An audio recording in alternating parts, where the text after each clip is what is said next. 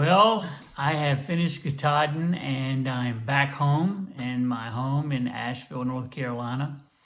Summited Katahdin last week and was grateful to be picked up by my good friends John and Nancy, who live a couple hours from Baxter Park.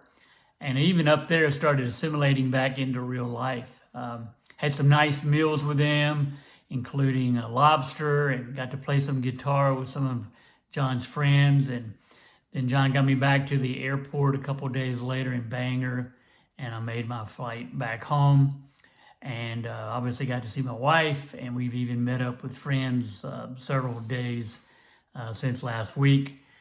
Went to a concert, we had dinner, saw Trombone Shorty from New Orleans play, and of course I had a pretty long honey-do list for my wife, so I've been working on a lot of projects around the new house, and I even started interviewing for a job. I'm still going to go back to work and work probably 4 or 5 more years before I actually retire.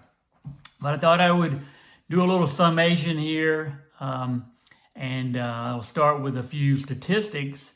Total days hiking was, the whole trek was 173.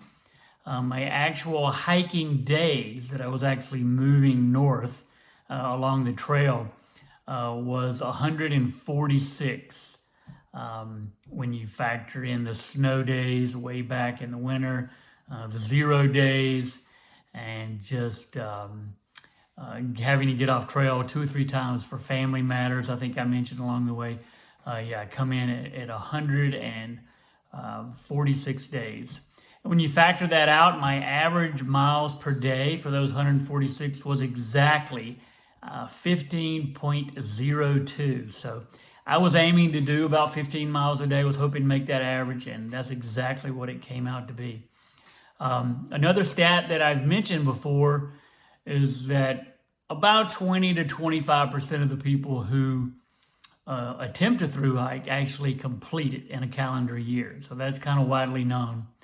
But another statistic I heard in the last week or two I was on the trail was that of that group who make it, only 3% are 60 years old or older.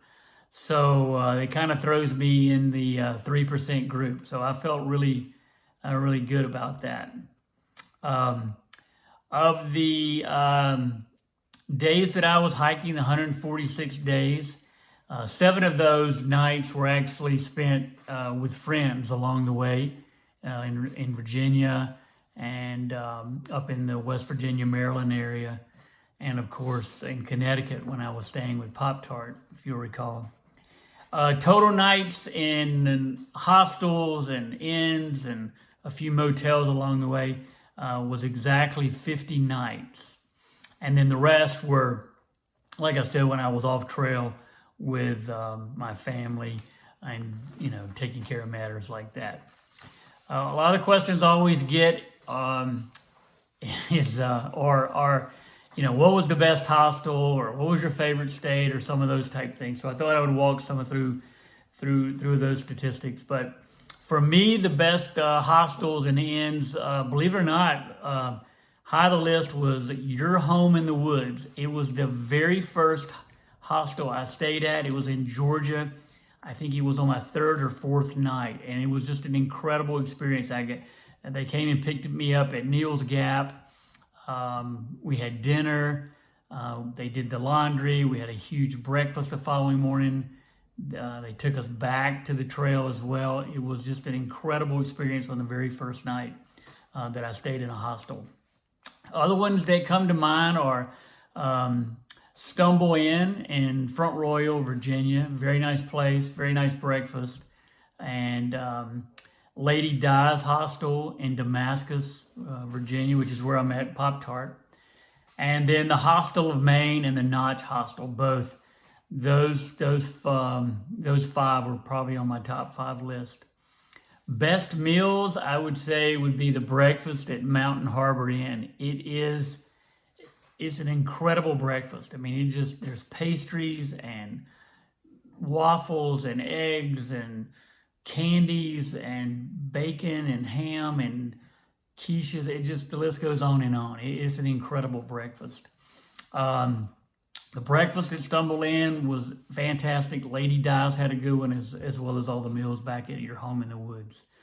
My favorite states were probably Virginia, just because of the Shenandoah and some of the, iconic places, McAfee Knob, Tinker's Cliffs, some of those areas.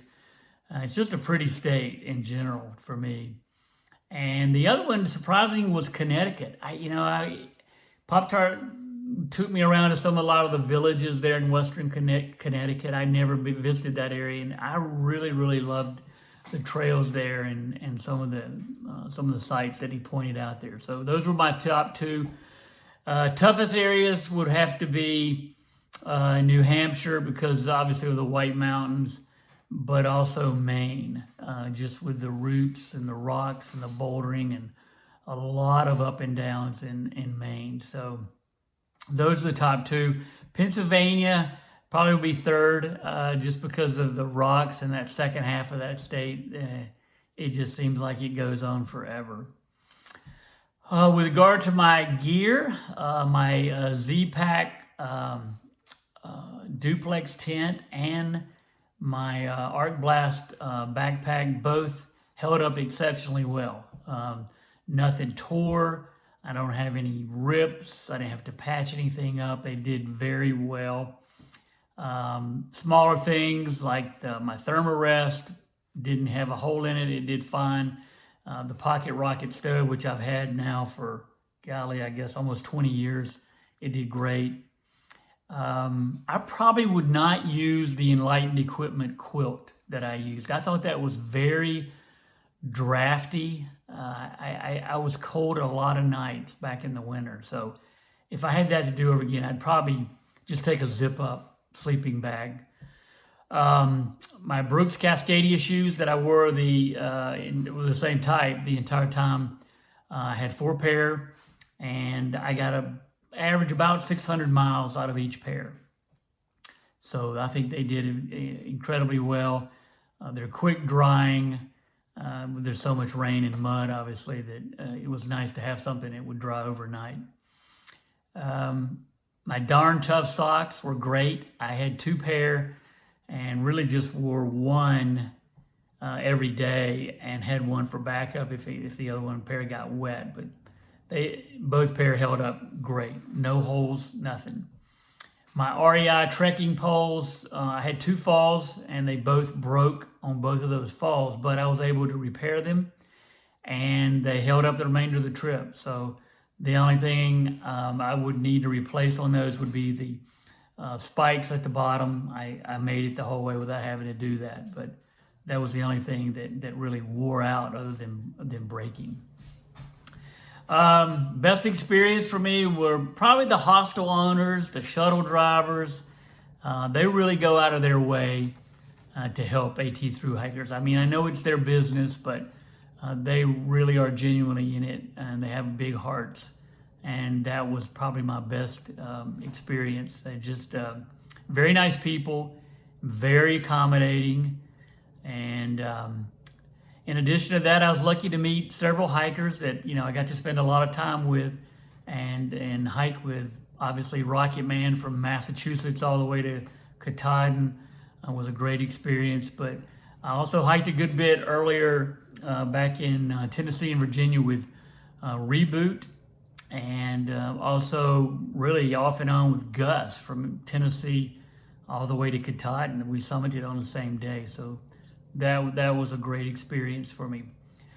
Worst experience probably have to be those back-to-back days I had. I hiked that 16.5 miles in the Kinsman Mountains in New Hampshire in the rain, and that was a pretty miserable day and experience. And then the following day, we did the 4 presidentials across Franconia and Notch, and it was just 2 really grueling days. Everybody has a worst part of the trip or worst day.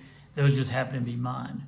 And I was fortunate to have support from Rocky Man and some of the other people that we were hiking with, Big Dipper, Cinderella, some of those guys, and I was lucky to pick up the pieces and cut our miles back and make it. So that was nice to have that. Advice-wise, don't underestimate the mental challenges.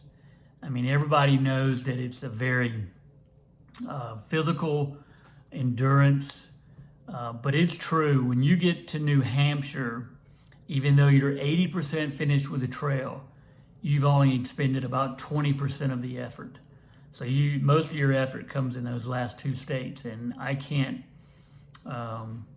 reiterate that enough.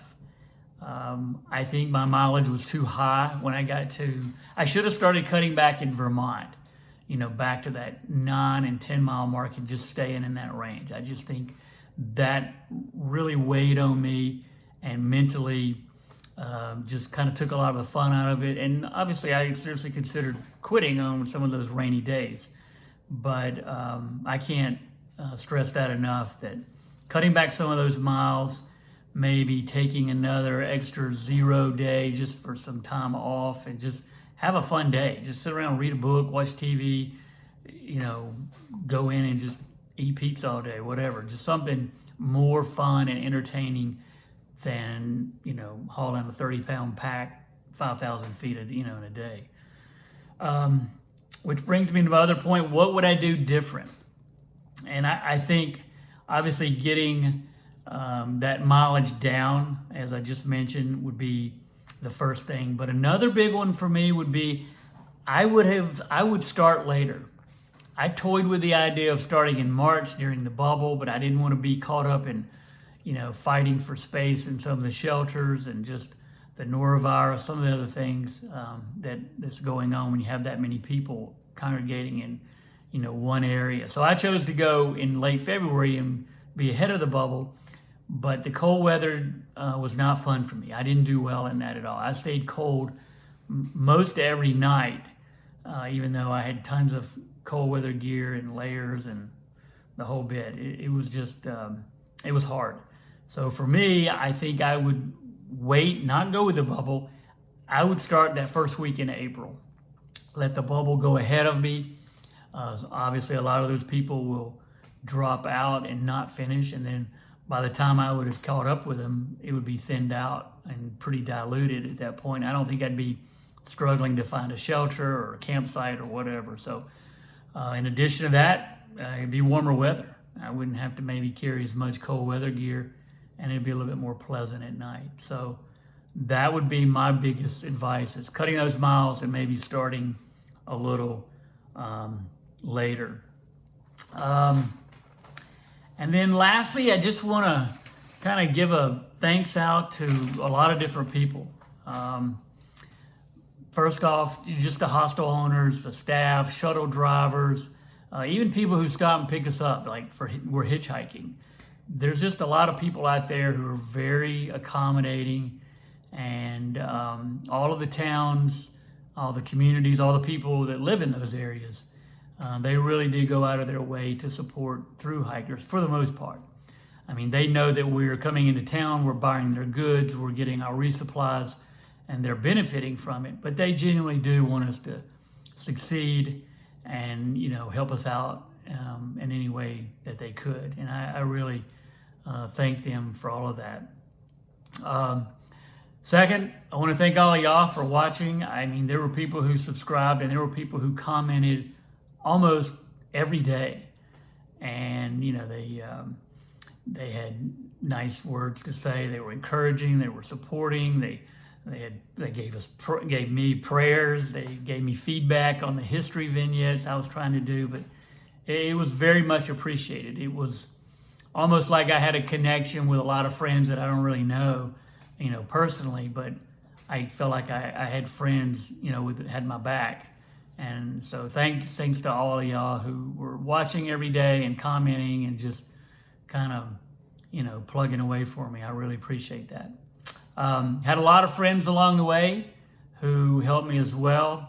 Bob and Myra and Ted and Jamie and Steve and Susie, some of those people along the way let me stay in their house. I couldn't be more appreciative to that.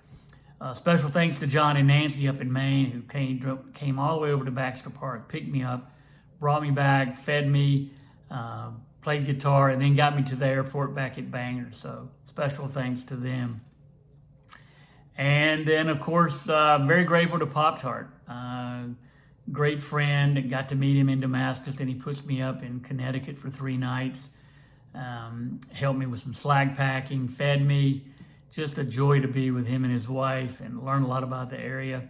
And then he drove all the way up and summited with Katahdin for me, and then turned and drove all the way back. So that was a real treat. And of course, Rocket Man. I hiked with him from Massachusetts to Maine. We developed a great friendship, kind of helped one another out and covered the bases, worked on our itinerary and logistics, and just buying, resupplies and helping each other out. It was a real pleasure to meet and hike with him. And he lives in North Carolina, not too far from me. So I'm pretty sure that friendship will last the rest of our lives, and we will be close enough where we can still see one another. Thanks to my family and my kids, my mom, my sister, who were there along with me the entire trek, and were always calling or texting or throwing comments on YouTube. So very much appreciated. Love all of y'all. Thank you very much. But most importantly, my beautiful wife, who allowed me to fulfill this dream. And she kind of supported me in so many ways. It's hard to describe, just mentally, emotionally, taking care of the new house that we got, and taking control of all the chores and tasks and bill paying and all that kind of stuff while I was on the trail. So I couldn't have done it without her. She's the best. So love her very much. I was very fortunate to get to hike the AT. A lot of people don't have the time, don't have the means, the resources, physically might not be able to do it, might be encumbered by things they have within their own family that just don't allow them to go. So I was very fortunate and to even attempt it, and I was even more blessed to have completed it. And that doesn't go unrecognized by me. I had a few setbacks physically and mentally. We had family issues and had to get off trail, but I was able to return and finish it all out. And for that, I'm very grateful and both honored and blessed to have done it. So it was a great journey, and I will leave it at that. My YouTube will be open, so if people have questions or they have more comments or they want advice, you can reach me through that, and I try to answer all the comments as they came in. So I'll look for any that might come in over the next few days, weeks, or even people that might have an interest in trying to do this themselves and they just want some feedback. We can talk via phone or whatever as well. So that's about it. I'll leave you with a few re-assimilating videos and pictures over the last week as I've come home. But thanks again for everybody for watching. It's been a great journey. It was an experience of a lifetime, and I'm thankful and grateful for so many people. So I will sign off with that. So thanks, y'all. See you next time. Bye.